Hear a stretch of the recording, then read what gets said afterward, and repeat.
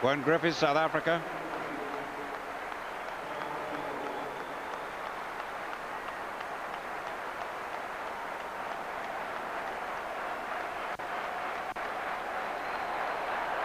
Well, they're operating well inside world record pace for this women's 5,000 metres. And I think they're all anxious to move the pace along and keep it going. But Szabo surprised us all with the way she's done it. And now Mike Powell in the long jump. Third round for the reigning champion. Well, it could be a slight improvement. He gets the white flag, but I just wonder how his confidence has been knocked, because Ivan Pedrosa's jump, 8.70 meters, one of the longest ever. Only a small handful of people have ever gone further than that. Good jumping there from Powell. He's a man under pressure now. He was an inspired man in Tokyo 4 years ago. But 8.70 meters by Pedrosa, 28 feet, 6.5. An absolutely massive target for the American. 8.29, he'll stay in second place with that jump. Back in the thousand, no changes. Still 19 years old Szabo, Romanian, leading.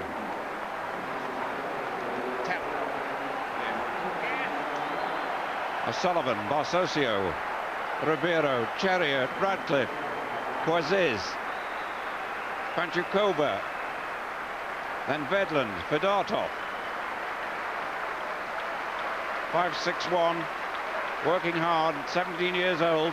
Sally Barsosio had a dramatic World Championship race 2 years ago in Stuttgart when she was disqualified for obstruction.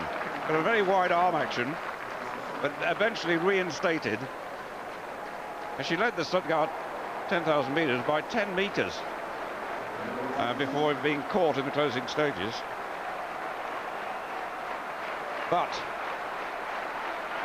Sally Barsosio, I think, is the youngest ever World Championship track medalist when she won that bronze 2 years ago. And now Paula Radcliffe moves up onto the outside. They've had 4 laps courtesy of Szabo at world record pace. Just beginning to drift a little off that pace now. 5.53 for 2,000 meters. And I sense that Sonia O'Sullivan was anxious to keep the pace going. That kilometre of 3:01, that was the slowest one so far. And the point is, they're torn between a championship race and a world record pace.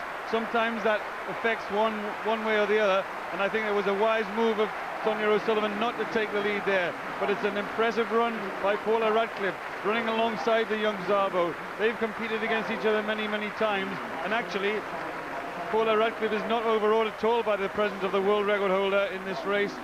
And Sonia O'Sullivan in a nice place, as she's been all the time, tucked on the inside. And I think for the moment, all thoughts about world records are off the table.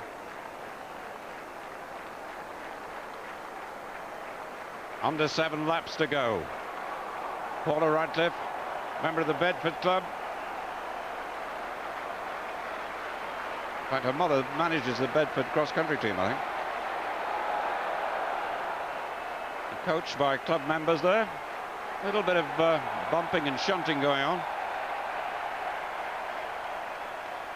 Well, actually, that was Sally Barsosio, the Kenyan, and she got in trouble, and she was warned in the World Championship last time around for interfering with other athletes. And I'm sure the concentration of the Kenyans, sometimes at distance races, they don't tend to run in a straight line, which is almost the rules of distance running. And Sonia O'Sullivan nearly got caught up in that. And Fernando Ribeiro now moving up onto the outside for the first time, threatening to take over. That lap was the slowest lap so far in the race, as Paula Radcliffe leads this race.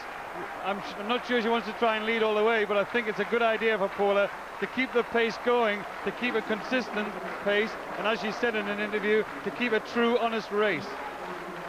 The thing about Paula Radcliffe is that she probably hasn't got a change of pace, a really short sprint pace, so she'll want to sustain pace without actually taking it too far. And that's Cherbanova of Russia walking out of the race. The field now down to 14. Radcliffe leading, O'Sullivan in second place, Szabo on the inside, Ribeiro on the outside of Szabo, Barsosio, Panchukova, Just behind her, Quaziz, the Moroccan. Then Vedland of Sweden. Gwen Griffiths, South Africa.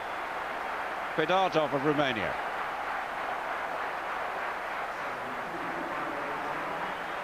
Paul Radcliffe with that very individual, very personal sort of nod of the head.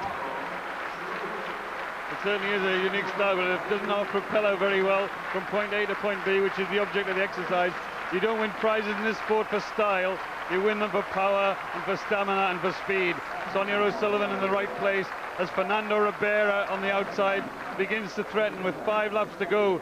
She told us that she wouldn't worry about setting a fast pace all the way, but don't think I haven't got a surprise up my sleeve. And I would gather in the next lap or two that Fernando Ribera, if she's not too tired from the heats of the 10,000 meters and the final of the 10,000 meters, may spring a surprise action here. Moving up on the outside down the back straight, Paula Radcliffe probably would like to be relieved of that leading pace, but there's Sonia O'Sullivan checked over her shoulder, saw Ribera, expects to see Ribera, and now this race is getting really exciting.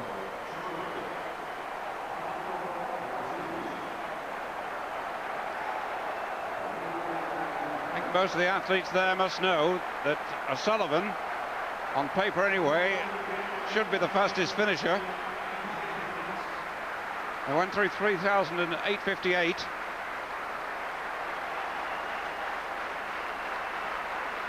There's a story about Radcliffe training at altitude at Font-Romeu, the French training camp in the Pyrenees. She went out with, I think it was an Algerian male runner, to show him the trails, and he dropped out. And when he came back, he said, nobody should run with that girl without a health warning. Well, she's famed for her hard training, but that's the only way to progress in the sport, especially at distance running. You have to train hard, you then have to come down to the track on the appointed day, and you have to race sensibly, but you also have to race hard. And Paula Radcliffe now, she's realised they're not desperate to take over the lead from her, so she's beginning to stretch it herself, and you can see her working hard at it now, as Ribeiro looks threatening on the outside.